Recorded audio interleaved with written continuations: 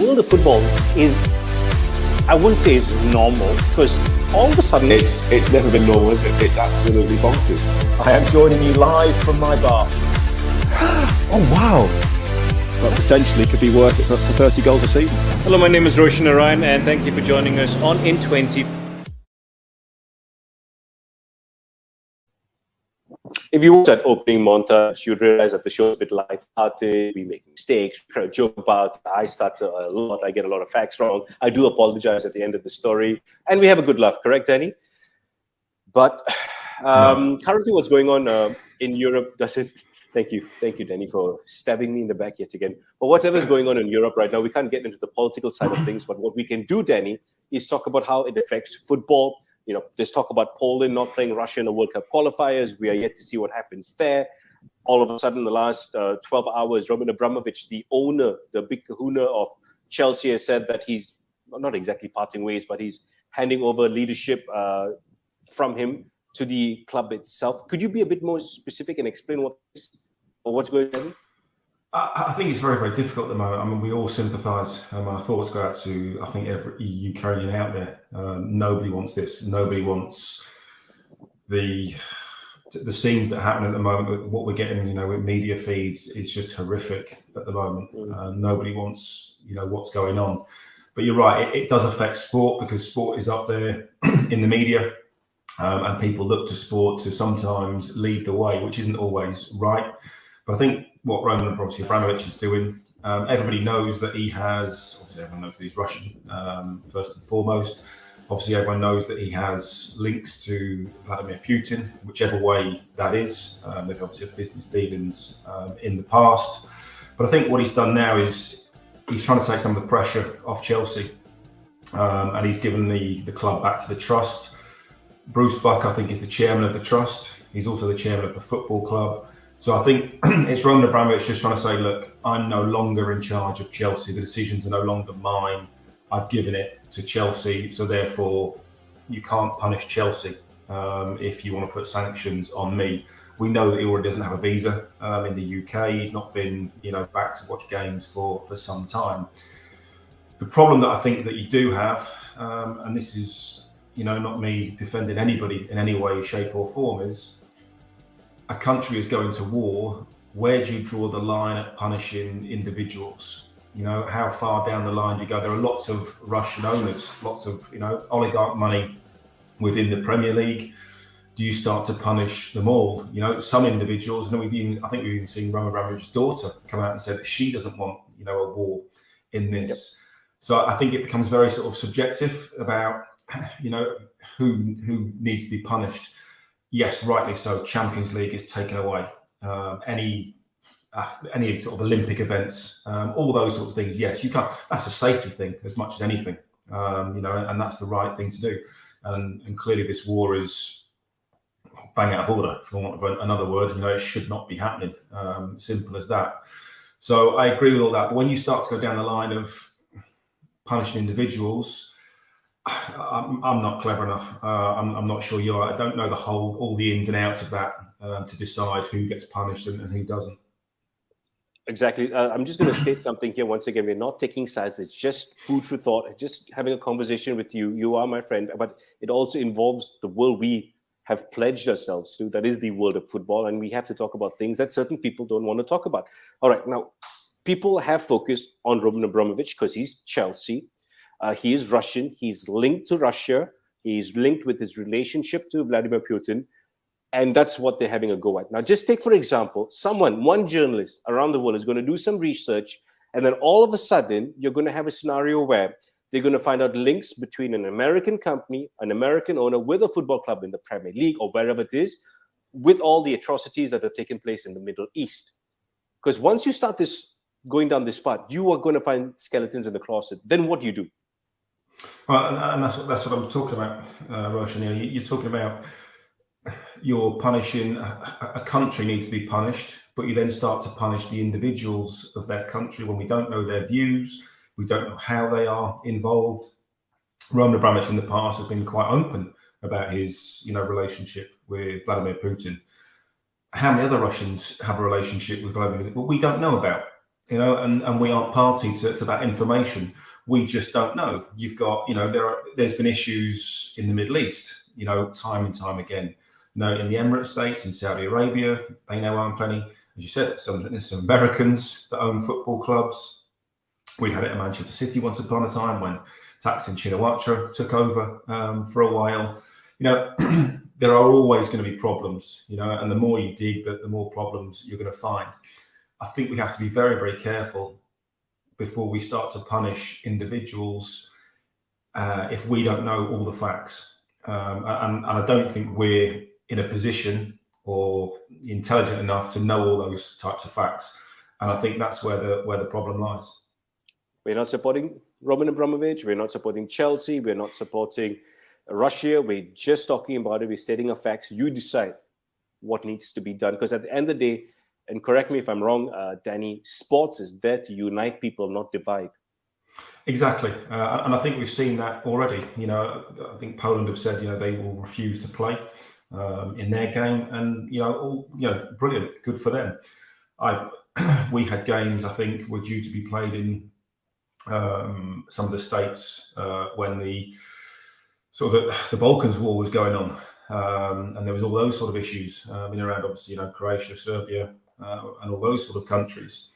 So, that was an issue back then, and we couldn't go there for safety reasons and the political issues and everything else. So, again, nobody wants this war. Nobody wants to see what is happening at the moment. We all support, the Ukraine and the people there, and seeing what they're going through is absolutely horrific. And the support is fantastic. And I think what it is sport's not going to change the war, but what it does, it gathers momentum. It becomes popular opinion, and hopefully it can put a little bit of pressure on to try and stop what is going on, because at the end of the day, nobody wants this.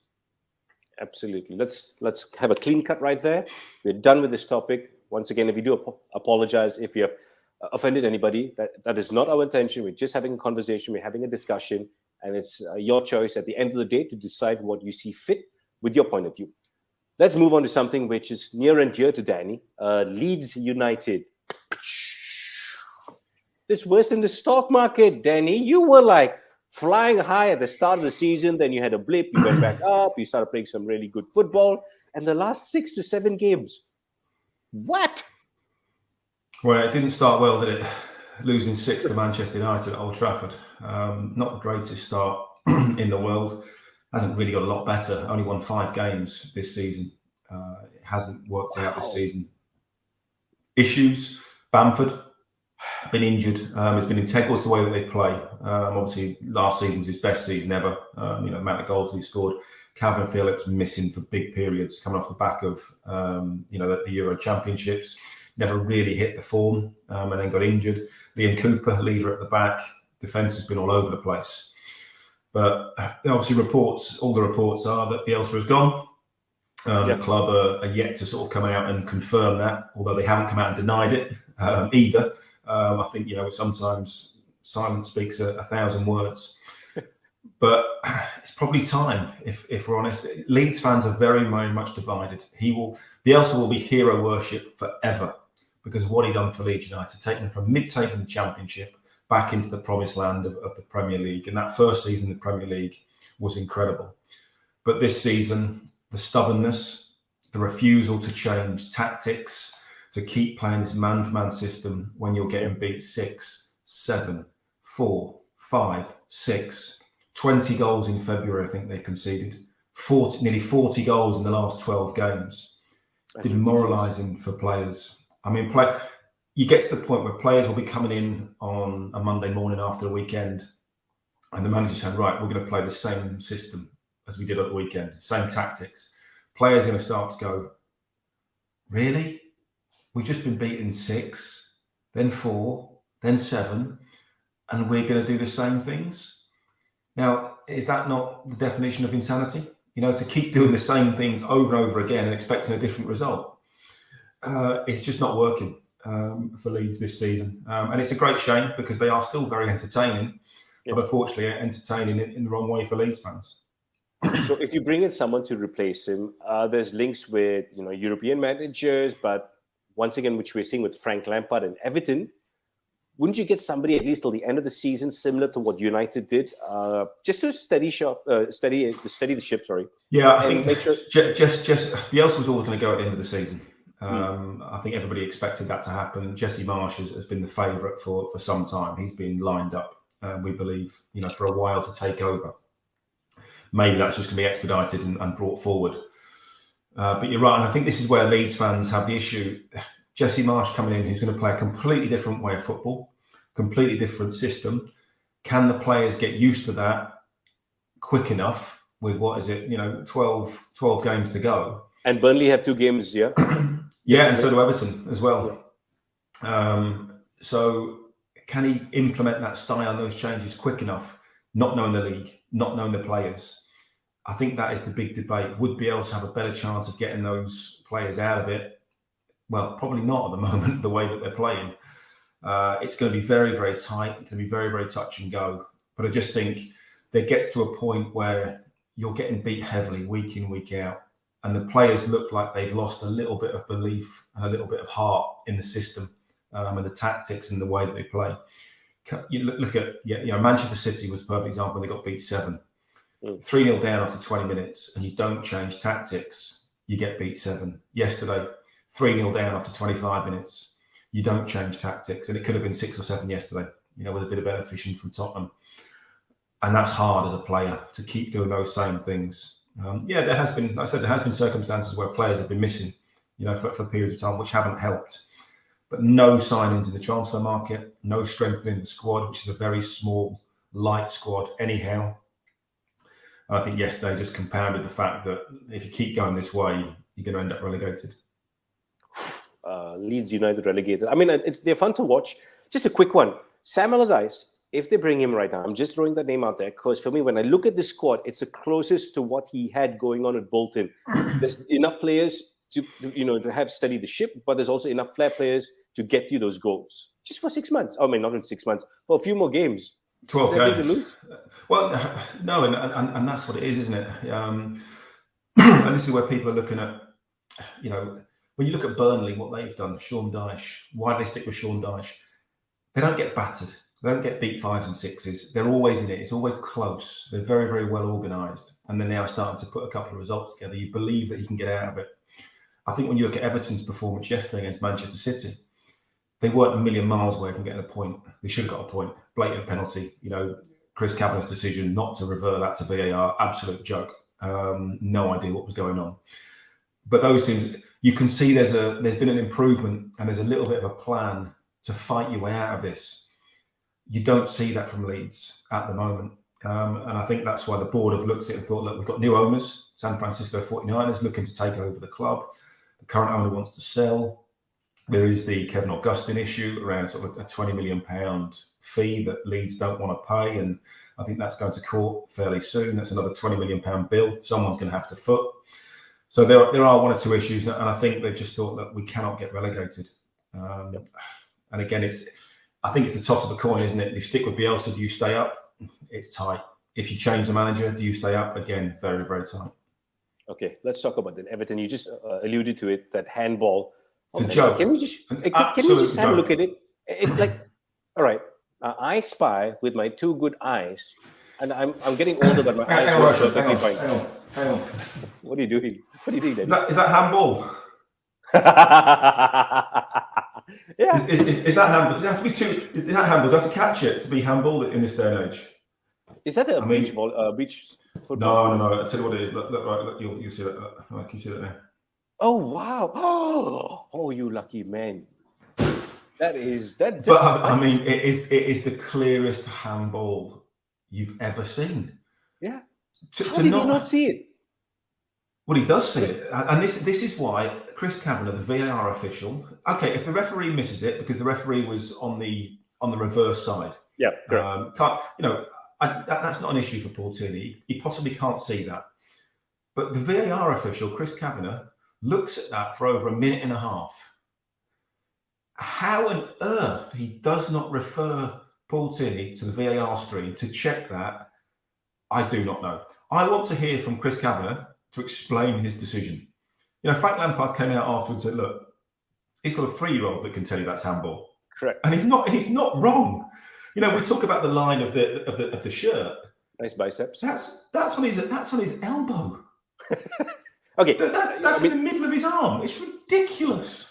Okay, I think you're framed better than I am. So, like, say for example, he's raised his hand. It's not close to his body. Yeah? There's a good distance there. If you can just show it again. I mean, so he does that exactly. And the ball hits here. This is the line that we're talking about. Is like the definition between handball and not. Yeah. The ball's there. You can quite clearly see lots of skin, and then the shirt. It's just beyond belief. I mean, I want to hear from Chris Kavanagh, because how he doesn't think that is even referable is beyond me. Or a representative from the FA, from the Referees Association, or whatever it is they call themselves. And just explain that decision, because I think we're all bemused about how that is not handball. And this is the problem. VAR was brought in to help referees and clear up these decisions. It's just and listen, at the end of the day, we'd like to see Everton in the Premier League, because I love Goodison Park. I love Everton as well. It's a club rich with history. We all want to see the Merseyside derby during the Premier League. But this, I mean, they're flirting with relegation to a certain extent, and this could really, really hurt them. Yeah, it could. But then when you look at the table, if they win their 2 games in hand, they leapfrog. If they got 6 points, they got to 12th, or certainly 13th. So the way that they played yesterday, the fight, the spirit that they showed, you've obviously also got Dominic Calvert-Lewin's come back as well fairly soon. Decore came back in. It looks like they've got enough to get themselves out of this situation. And Frank was right. There was no genie to come in and rub the lamp and all of a sudden you're going to win every single game. It's going to be tough. And how many teams beat Manchester City or pick up a point? Not many. And they should have done yesterday. So that they've got some big games coming up. Obviously a cup game in the week, which you'd expect them to win and give them a bit more confidence. Again, another opportunity for Frank to put his systems into place. I think it will be touch and go. But I think that Everton will just have enough, because Burnley, will they win enough games? Not sure. Brentford are in free fall at the moment. I know they obviously got Christian Eriksen, but they're in free fall. I think Everton will have enough to get out of it. It's going to be close. It'll be tight, but I think they'll be okay. They'll be okay. Will United be okay? Because I watched the game, and remember, for those of you who think I'm not exaggerating. Some of the games here start at 10 p.m. or 1 a.m. and 3 a.m. We stay up to watch these games, right? Because we love football. We support the Premier League. But yesterday, I was watching the game, and all I could think about United was predictable, rigid. Cristiano with his body language throughout the 90 minutes. Yeah, there was something wrong with him. I'm not going to say he was being unprofessional, but it was just poor. But it's been like that for some time, isn't it? Since it wasn't great under Solskjaer. Again, sometimes it's very, very difficult to turn it around when you've had 3 years of substandard performances. I know the results have been okay, but the performances for the last 3 years at United haven't been great. And it's a continuation. And I think Ralph Rangnick has found it harder to turn that around, a little bit like Conte has found it harder to turn around at Tottenham than maybe he expected. Players are not performing to the best of their ability for whatever reason. Manchester United, again, I think they're going to flirt with fourth. Arsenal now got 3 games in hand. They've got the momentum at the moment. Momentum. I've done it before that. It's all good. Exactly. I think United might just miss out on top 4, which will be almost disastrous for them. Okay, so if they're out of the top 4, would a certain person like Zidane or Pochettino be interested in the gig? I still think Pochettino is the right man for the job. 3-4 year deal, long-term project, get back to basics and a philosophy. And I think that's what they need to do, because clearly at the moment, it's just a little bit of a scattergun approach. It's just, we'll put good players out there and hope for the best. all our talking points on our Instagram, Twitter, and Facebook page. Till next time, take care.